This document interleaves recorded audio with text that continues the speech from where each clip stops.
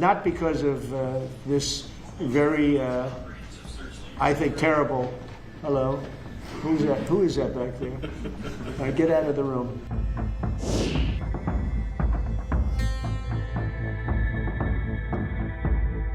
Hello, who's that? Who is that back there? All right, get out of the room. All right, get out of the room.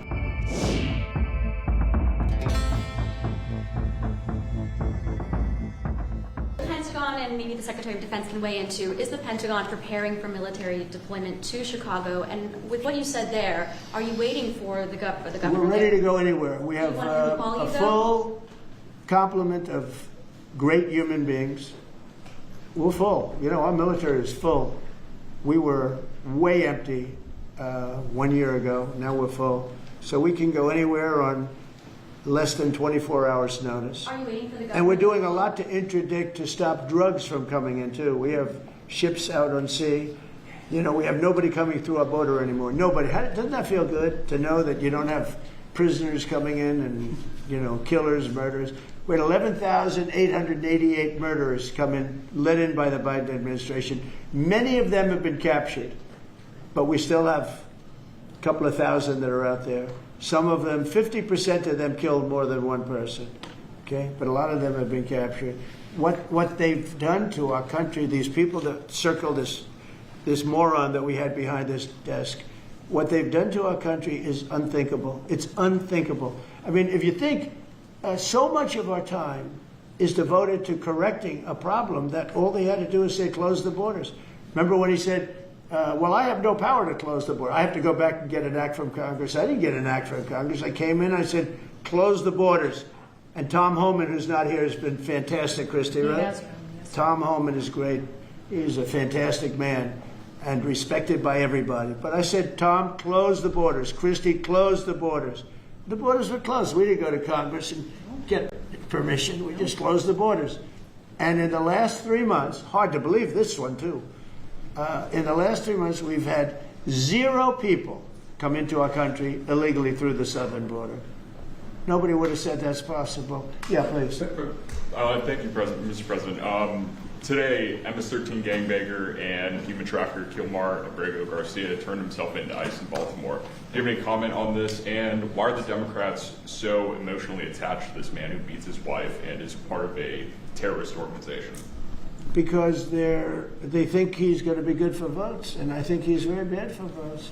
These people are deranged. He's not good for votes. He beat the hell out of his wife. His wife is afraid to even talk about him. She's been mauled by this animal. And, you know, through a system of liberal courts, you know, he's doing things. But, no, we have that under control. And Pam has got that very much under control. Do you want to comment on it? No, we've got him under control. He will no longer terrorize our country. He's currently charged with human smuggling, including children. The guy needs to be in prison. He doesn't need to be on the streets like all these liberals want him to be. And as part of this operation here in D.C., we've also taken off MS-13 members. We've taken, I think just last night, we got a TDA guy off our streets right here, right around from where we all work. Another TDA member gone because of this project. So we're going to keep America safe from all of these foreign terrorist organizations, including Abrego Garcia. Okay. Mr. President, if we could get your reaction, sir. The Israelis bombed a hospital in Gaza, killed 20 people, including 5 journalists. When did this happen? This happened overnight, today. I didn't know that. Any reaction to this? Well, I'm not happy about it. I don't want to see it. At the same time, we have to end that whole nightmare. I'm the one that got the hostages out. I got them out, all of them. Steve Witkoff has been amazing. He's done a great job. But I'm the one that got them all out through my people and through me. And now we're left with probably a little bit less than 20 because I think 1 or 2 are gone. And I said a long time ago, I'm going to get them out. But when we get down to that final 10 or 20, these people aren't going to release them because they're dead after they release them. So it's a nasty situation. Very nasty, horrible thing. Mr. Yes. President, could you please elaborate on your post on South Korea? What were you referring to? Well, I heard that there were raids on churches over the last few days, very vicious raids on churches by the new government in South Korea. that they even went into our military base and got information. They probably shouldn't have done that. But I heard bad things. I don't know if it's true or not. I'll be finding out. As you know, your new president's coming in just a couple of hours coming here. I look forward to meeting him. But we won't stand for that. We just won't stand for that. Sorry, Yeah. Mr. President, Are you prepared to order National Guard troops, though, into American cities if those governors don't request the federal deployment? I am, but I also think that, look, Chicago, everybody knows how bad it is. Everybody standing there knows. We know. You don't have to be doing any studies. They should be saying, please come in. Pritzker should be saying that. You know, I did a favor for Christy Whitmer, a good favor, I think, with the fish, the carp, the China carp. Did you ever hear of it? China carp. And it's taken over your Great Lakes. You know about that, right? And she came and she wanted to know if it's possible for us to do something about it. And I said, well, I'll do. But I think it's appropriate that the person from Illinois, the governor from Illinois, asks also. It's a tremendously expensive project, actually. It's invasive. It's horrible what's happened. And we can do it with GSA and various people. But we can do it. We're going to just have to see what happens, okay? We're going to have to see what happens. Do you believe that you have the legal But authority? the governor of Michigan came, was very respectful, asked for it. She's done a good job. I did that. I opened the Air Force Base, kept it open for F-35s and various planes, F-22s too. I did that for the state of Michigan at her request. And I will, and also at our congressmen. We have congressmen that are unbelievably pro-Michigan up there. But some of this stuff, like the lakes, the Great Lakes, this is a big problem that nobody ever talks about. Most of you probably have never heard of. We have a pretty violent fish that comes from China, China carp, Chinese carp. And you see them jumping out. They jump into boats and they jump all over the place. They've got a lot of energy. And there's a way of getting rid of them. It's very expensive. And I didn't get a request from the governor of Illinois, who is affected maybe more than anybody else, right? And I think until I get that request from that guy, I'm not going to do anything about it. And I feel the same way about crime. We go in, we will solve Chicago within 1 week, maybe less, but within 1 week we will have no crime in Chicago, just like we have no crime in D.C. But, I don't like to go in and do it and then have somebody stand up and say what a great job he's doing on crime. And we don't want the military in our state. We don't want the military. Do you understand? Do you understand that? Yeah, these governors will say. So I don't know. So there is no we're going to have a little emergency meeting. I response. think, I feel like we go in and we do it, like here. To a lesser extent with the mayor. She hasn't been terrible, but she hasn't been, exactly saying, oh, great. She did say last night, I heard her say that, well, we really don't want the military in D.C. Well, that's, not very nice, I guess. That's a little bit of a hit. But she's not as bad as some. We saved Los Angeles, and all we did is get criticized by this idiot that's running the state into the ground, right, where people are leaving. He should be thanking us, and he should be requesting us to be there. And the governor of Illinois should be. Chicago's a disaster. And the governor of Illinois should say, President, would you do us the honor of cleaning up our city? We need help. They need help. They need help. So are you But waiting without for that the request, federal do you think you have enough? We may wait. We may or may not. We may just go in and do it, which is probably what we should do. The problem is, it's not nice when you go in and do it and somebody else is standing there saying, as we give great results, say, we don't want the military. They need help badly. Chicago desperately needs help. Just look at the crime statistics. Look at the statistics that JD said about, even I didn't know it was that bad. That's terrible. But all I know is we're being celebrated because we went an entire week. Now it's 11 days. We went an entire week without a murder. And I said, boy, that sounds terrible.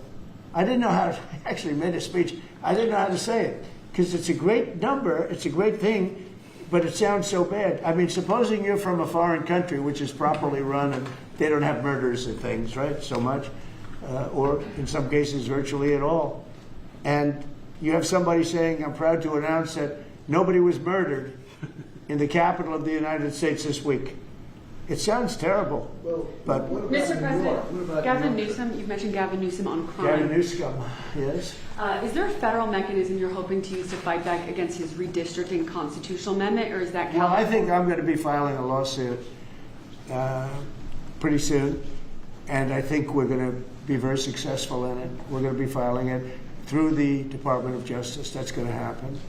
And we're also going to be filing a lawsuit on blue slipping. You know, blue slips make it impossible for me as president to appoint a judge or a U.S. attorney because they have a gentleman's agreement. It's nothing memorialized. It's a gentleman's agreement that's about 100 years old, where if you have a president like a Republican and if you have a Democrat senator, that senator can stop you from appointing a judge or a U.S. attorney. In particular, those are the two, I guess anything, but those are the two that are very important. So we have numerous states where we have unbelievable people. Now, Jay Clayton was just approved in the Southern District, but he was so good. He was a top student, top schools, top everything, went to Sullivan and Cromwell, became the head of Sullivan and Cromwell, came down here, was Securities and Exchange Commission, ran it for 4 years during my term, like impeccably, beautiful job. He did an incredible job. And we went to court, and the judges, Democrat judges, voted that he could. That's the only way you get by it. But generally speaking, you can't do that because you'll have judges from the other party. So Jay Clayton just got approved, and he's in, but he didn't get approved by the senators. He got approved by the court system in New York, which was a great thing. And I had a big victory in New York, I might add. I saved myself $500 million with a fake, corrupt attorney general, a really corrupt person with a corrupt judge who was disgraceful, and they're being mauled right now by everybody. It's so corrupt, and it kept business out of New York, stuff like that. But the appellate division vacated all of that stuff that you read about, and we're going to do a big number on that whole thing. You can't have a corrupt court system. You can't have that. You have to have borders, and you have to have a free press. Otherwise, you don't have a country. But you'll be hearing about the blue slipping, because if you have not, you don't need two senators. You just need one Democrat senator with a Republican. The only person that I can get approved are Democrats or maybe weak Republicans, but we don't want that. But the only person I will be able to get approved in any of those states where you have a Democrat I can't get a U.S. attorney. I can only get a Democrat U.S. attorney. And this is based on an old custom. It's not based on law, and I think it's unconstitutional, and I'll probably be filing a suit on that pretty soon. Yeah, please. During the campaign, you called Kamala Harris a communist, but the Biden-Harris administration, they never called for nationalizing a private company with the federal government like you're proposing with Intel. What do you say to some who say this is a bit hypocritical, and is this the new way of doing industrial policy? Yeah, sure it is. I want to try and get as much as I can. If people come in and they need something, as an example, as a real estate person, if I have an agreement and I have any form of a stopgap where I can stop somebody from doing something, right? I have a covenant in an agreement, and they come to me and they say, would like to do something, but you have us restricted. If I do that, they usually have to pay. Now, in the case of Intel, it was interesting, but I hope I'm going to have many more cases like it. Intel came in. I met with the gentleman. I had a lot of respect for him. He came in under a little bit of a cloud. I liked his story. I thought he was good. I think he really means to do a good job with Intel. I said, I'd like to ask whether or not you'd because the story, a lot of people said I invested in Intel. I didn't invest, but I invest my heart in it and my soul because I want the country to be strong. But I said, I'd like you to give 10% of Intel to the United States of America. Not to me, to the United States of America. And I said, if you have them as a partner, you have the United States as a partner, I think that would be a very good thing for Intel. And he thought about it, a little bit different, and he said, I like that idea very much. We have a deal. And I just made $10 billion or $11 billion for the United States of America. And yeah, there will be other cases. If I have that opportunity again, I would do that. And then, you do have stupid people say, oh, that's a shame. It's not a shame. It's called business. If somebody's willing to give you 10% of a company and you're not paying for it, and I will tell you, with a company like Intel, as you know, it's had difficulty. I want them to do well. I want them to do well anyway, but I want them to do well in particular then. But isn't public ownership of a private company a new way of doing business in the business of the United States? Isn't that what you were So are sort of tariffs. projecting? So are tariffs. So, as you know, the stock market went up almost 1,000 points on Friday. And it went up not because of this very, I think, terrible, hello? Who is that back there? All right, get out of the room. It went up because of something much different. It went up because it was announced, CBO announced the numbers, and as you know, they gave no credit to tariffs. They said they made a mistake, that the trade deficit will be reduced because of Trump's tariffs, will be reduced by $4 trillion, right? Is that what they said, right? They said $4 trillion, and the market went up like a rocket ship because the tariffs are good. Well, tariffs aren't that usual. If the 7 wars I stopped, 4 of them were because of the fact that I had tariffs and trade. And I was able to say, well, if you do this, if you go fight and you want to kill everybody, that's okay, but I'm going to charge you each 100% tariff when you trade with us. You know what? They all gave up. I stopped 7 wars. Numerous of them was because of tariffs. So, you never knew the word tariff. It didn't exist really, essentially, in this country until actually in the 1870s up till 1913 it existed, and we were the richest country. We were richer then, proportionately, than at any time in the history of our country. And then, stupidly, in 1913, they said, let's go to the income tax way of life. Let the people pay instead of foreign countries. No. We're taking in trillions of dollars in tariffs, and we're stopping wars because of tariffs. So that's not so normal either. But you know what? Other countries did it to us, and now we're doing it to other countries. You ruled out boots on the ground in Ukraine, but how would air support as part of a security guarantee be any different? Those U.S. Well, you airmen... really went from one question to the next. Those You go from one. I expected he'd at least challenge you. Now we're talking about boots on the ground. But U.S. air assets over the skies of Ukraine as part of a security guarantee, wouldn't those U.S. airmen also be Well, you endangered? don't know what security guarantee is because we haven't even discussed the specifics of it, and we'll see. Number one, Europe is going to give them significant security guarantees, and they should because they're right there. But we'll be involved from the standpoint of backup. We're going to help them. And I think if we get a deal, and I think we will, but if we get a deal, you're not going to. I don't believe you're going to have much of a problem. But we'll back it up because I want to stop seeing people being killed. When Biden was here, he gave $350 billion. You know this from covering business. $350 billion to Ukraine. I said that Zelensky's the greatest salesman I think I've ever met, better than P.T. Barnum, because he'd come to the country, he'd walk out with $50 billion every time. He actually came here once, he walked out with $100 billion. We're up to $350 billion. I got $1 trillion worth of rare earth that we have from the country because I felt badly for our taxpayer. But I did something else at the NATO meeting. They are wealthy countries, but they weren't paying. And we don't pay any money to Ukraine anymore. Do you know that? In fact, it's the opposite. They request through NATO, we deal with NATO. We don't deal really with Ukraine. NATO requests missiles. They want Patriots. They want missiles. We give the missiles to NATO. NATO pays us in full and does what they want. I mean, I think they give them mostly they can do other things with them too because we're dealing with NATO. We pay no money to Ukraine. We gave $350 billion to Ukraine. If we didn't give that kind of money, and I was the one that gave the javelins, if you remember. I gave the javelins. They were very effective. They say Obama gave sheets and Trump gave javelins. They were very effective with those tanks right at the beginning.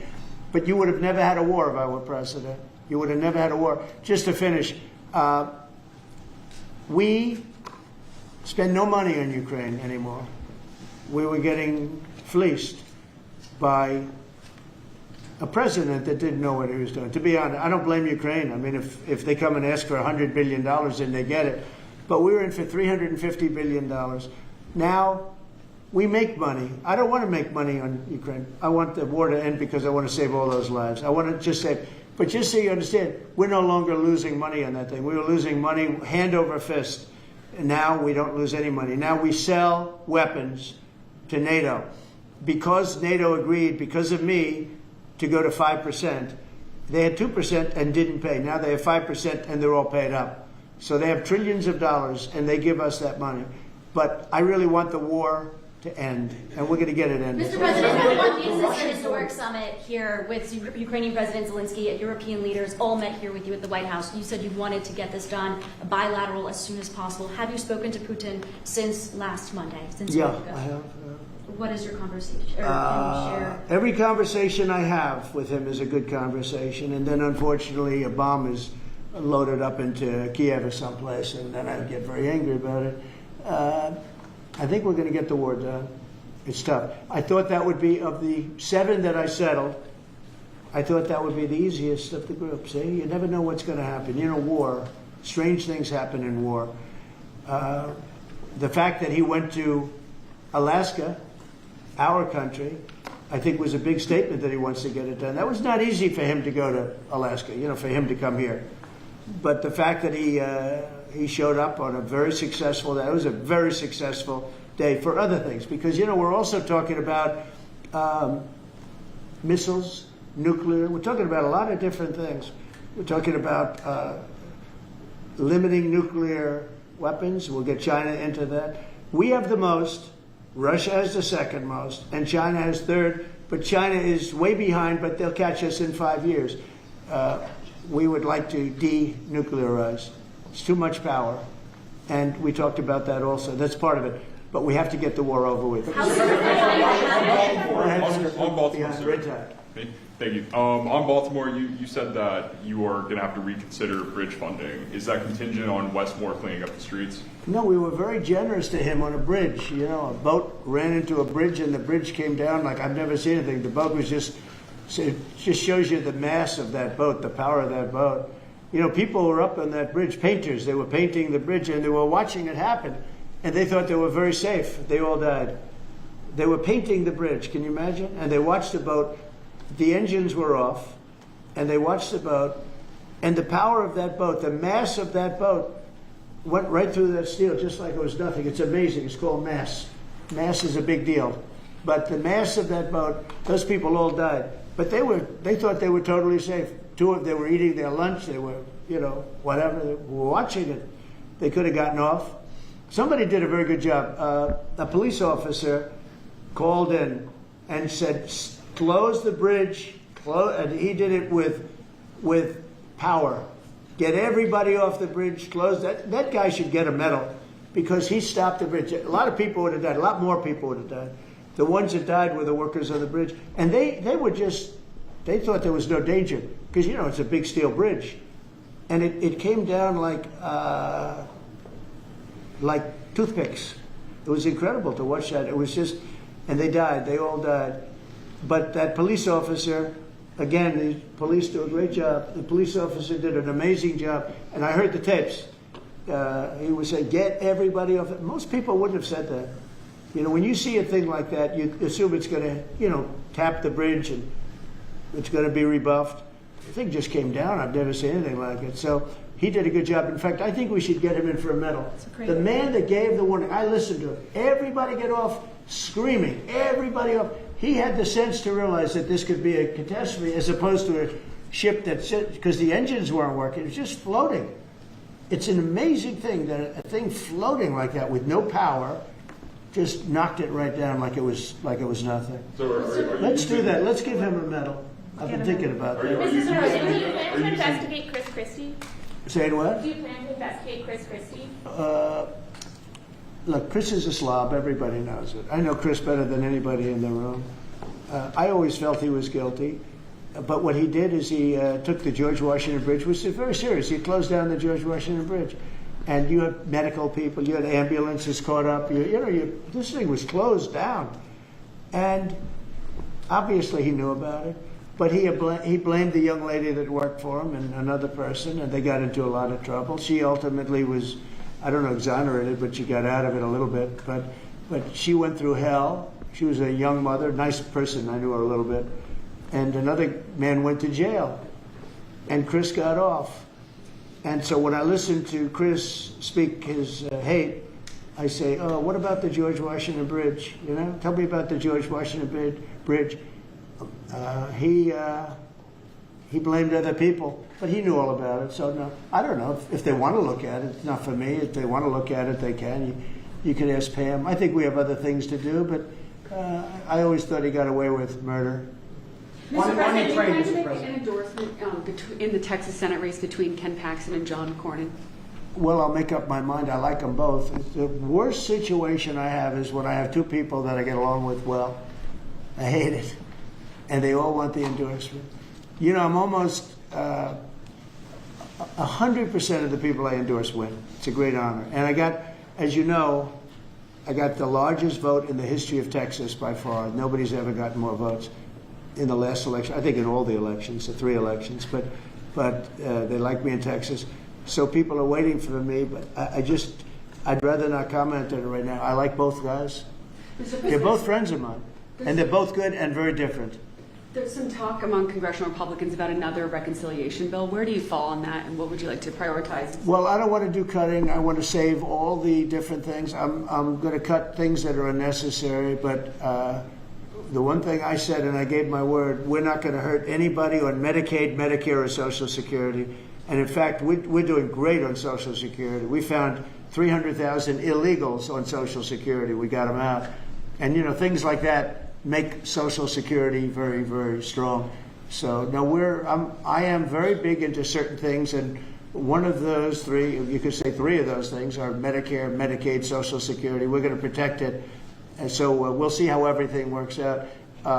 If we're talking about rescissions on other things, I'm always open to cost cutting. If we can cost cut, I like it, but nothing's going to happen to medical. We have something coming up, favored nations, where I'm going to be reducing drug prices by 1,500%, where a pill that sells in Germany for $10 costs $150 here because of the bad price. And I was all set to do it, and then we had the COVID come up, and I had to focus on that because we had the greatest economy in history my first term. I will tell you that we are going to be doing numbers on the cost of drugs in this country that I'm not talking about a 20% decrease, which would be great. I'm talking about 1,000% decrease. We're talking about where a product would sell for $80 in Germany and $1,300 here. And we're not going to do that. We were subsidizing the entire world, and we're not doing it anymore. I informed the drug companies. I informed the world. And if the world wants to, if countries in the world don't want to go along, then I'm going to put tariffs on those countries, and we'll make more money. But they have to go along with it. So this is moving along rapidly. Dr. Oz is in charge, Bobby's group, and they're doing very well. And we're getting great cooperation from the drug, because the drug companies know it's unfair. You know, for years they'd say, well, we had to do research, and we had to do. I said, I don't care. You had to do research for these other countries also.